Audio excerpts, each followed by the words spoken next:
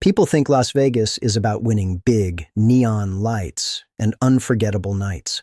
But the real story isn't about jackpots or showgirls. It's about something most people don't notice until they've lived it themselves: disappointment. Vegas doesn't make tourists angry. It makes them quietly unsettled. Because anger fades fast, but disappointment lingers. When people book that flight, when they save for months to afford a weekend on the Strip, they're not just buying hotel rooms or buffets. They're buying a dream, a promise, a chance to step into the fantasy of Vegas that's been sold to America for decades. And yet, when the lights flicker, when the bill arrives, when the magic feels more like marketing, that's when the truth hits. Vegas isn't failing because people hate it. It's failing because people expected more. Today, we're breaking down why tourists aren't angry at Vegas. They're disappointed. And that disappointment tells us something bigger about the economy, about corporate America, and about the middle-class families who still want to believe in the magic of this city. If you've ever walked down the Strip for the first time, eyes wide, heart racing, you're not imagining it. That feeling of letdown is real. Thousands of people are noticing the same thing. Tourists arrive expecting a city of wonder. They expect the fountains to feel magical, the casinos to feel alive, the food to taste like luxury. But what they often find is a city that feels more like a business transaction than an adventure. Consumers notice it in the prices: a burger that costs $30, a bottle of water that costs $8, a hotel room that looks glamorous online but feels tired in person. The middle-class families who save for months to afford this trip realize quickly Vegas isn't built for them anymore. It's built for squeezing every dollar out of them. First-time visitors feel it the hardest. They've seen the movies, the commercials, the Instagram posts. They expect a once-in-a-lifetime thrill. But instead, they find long lines, hidden fees, and a city that seems more interested in their wallets than their memories. And here's the thing: you're not alone in feeling this.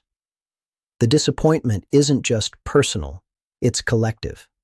Tourists talk about it in hushed tones at airport gates.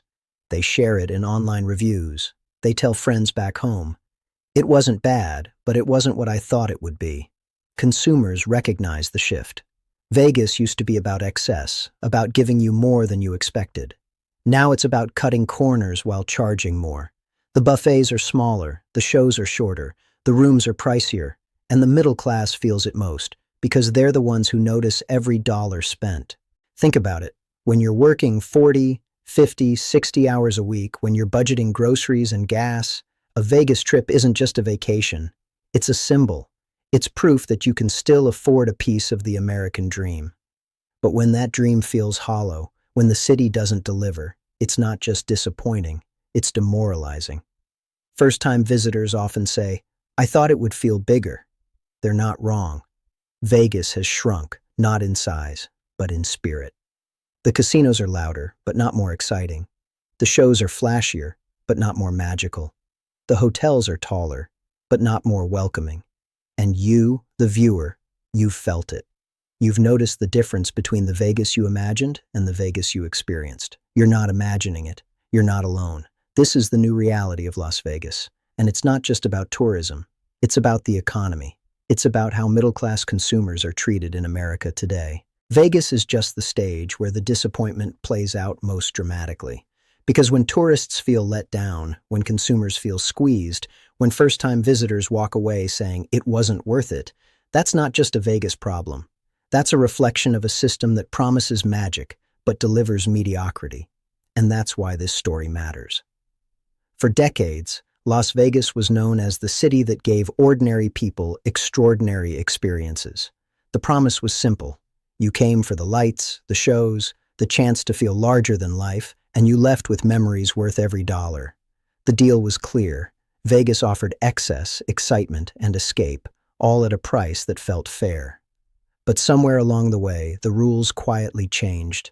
The magic became corporate, the excess became expensive, and the escape turned into a transaction. What was once a dream sold to millions now feels like a carefully managed disappointment. On the surface, you see the problem everywhere. Prices that don't make sense, experiences that feel watered down, and a city that seems more focused on charging you than entertaining you. Tourists notice the $30 burger, the resort fees that appear out of nowhere, the shows that cost hundreds of dollars for seats that don't feel special. It looks like simple greed, like Vegas just got more expensive. But that's just the symptom. Behind the scenes, the hidden cause is systemic. This isn't random. It's designed. Over the past 2 decades, Las Vegas has shifted from being a place of affordable excess to a corporate-controlled machine. The old Vegas was built on the idea that you could lose money at the tables but win it back in cheap food, free drinks, and unforgettable shows. The new Vegas is built on squeezing every dollar before you even sit down at a slot machine. Consolidation of resorts under a handful of corporations means competition has faded. Instead of fighting to give tourists more, companies quietly agreed to give them less while charging more. The magic wasn't lost by accident. It was monetized, repackaged, and sold back at a premium. For visitors, this means disappointment layered with frustration. They arrive expecting a city that rewards them for showing up, but instead, they find a city that nickel and dimes them at every turn. The excitement of the Strip is overshadowed by the constant reminder that every step costs money. For locals, this means a harsher reality. Workers who once thrived in an economy built on tips and volume now face pressure from corporations cutting costs, reducing benefits, and demanding more labor for less pay. The soul of Vegas, the dealers, the servers, the performers, is being drained by the same system that drains tourists' wallets. And for corporations, this means profit. Every hidden fee, every overpriced drink, every downgraded buffet translates into billions in revenue. The surface problem is easy to see. Vegas feels more expensive and less magical. The hidden cause is harder to swallow. It's not a mistake, it's a strategy, and the consequences ripple outward. Visitors leave disappointed, locals feel exploited, and corporations walk away richer than ever. This is the core reality of Las Vegas today, a city that once promised dreams, but now delivers transactions. And that's why the disappointment matters. It's not just about one weekend trip. It's about the way corporate America reshapes experiences, redefines value, and leaves ordinary people wondering why the magic they were promised never showed up. Let's look at the hotels on the Strip. What they used to represent was a promise of luxury at a price that felt attainable. You could book a room, enjoy a buffet, and feel like royalty without breaking the bank. What they represent now is a maze of hidden fees, resort charges, and inflated prices that make even a basic stay feel punishing.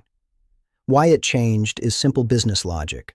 Corporations realized they could generate billions not from gambling but from guaranteed fees. Resort charges became a steady stream of revenue, unaffected by whether guests win or lose at the tables. This isn't a failure, it's a business decision. Let's look at staffing. What it used to represent was the heartbeat of Vegas. Dealers who remembered your name, servers who made you feel welcome, performers who gave everything to the stage. What it represents now is a workforce stretched thin, with fewer staff covering more guests, and customer service that feels transactional instead of personal. Why it changed comes down to cost cutting. Corporations discovered that reducing staff and automating services saves millions annually. The result is a city that feels less human, less warm, and more mechanical. This isn't a failure, it's a business decision. Let's look at corporate ownership. What it used to represent was competition, casinos fighting to outdo each other with bigger shows, better food, and more generous perks. What it represents now is consolidation, where a handful of companies own most of the Strip and no longer need to compete. Why it changed is rooted in mergers and acquisitions. When one corporation owns multiple resorts, the incentive to innovate disappears. Instead, the focus shifts to maximizing profit across properties, not delighting guests. This isn't a failure, it's a business decision. Let's look at tourism shifts. What it used to represent was a pilgrimage, families, newlyweds, and dreamers flocking to Vegas for the once-in-a-lifetime thrill. What it represents now is a churn of short-term visitors, often here for conventions or quick weekends, spending less time and demanding less magic. Why it changed is tied to economics.